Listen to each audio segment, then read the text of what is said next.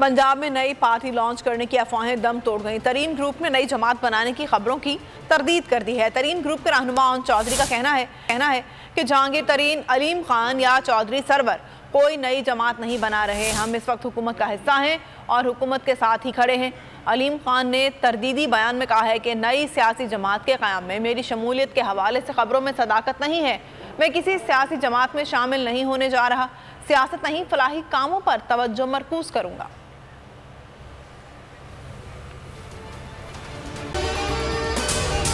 अगर आपको ये वीडियो पसंद आई है तो हमारे चैनल को सब्सक्राइब करें और बेल आइकन को प्रेस करें।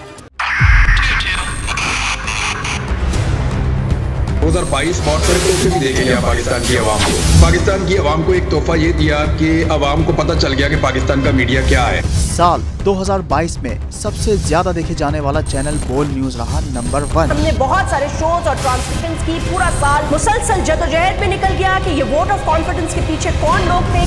तोड़े रेटिंग के सभी रिकॉर्ड। सोशल मीडिया पर भी सबसे ज्यादा तेजी से 2.4 बिलियन व्यूज का संगे मील अबूर किया। एंकर्स को भी आवाम में सबसे ज्यादा मकबूलियत मिली और सोशल मीडिया पर भी बोल रहा सब पर सब्सक्राइब करें और बेल दबाएं ताकि कोई खबर रह न जाए।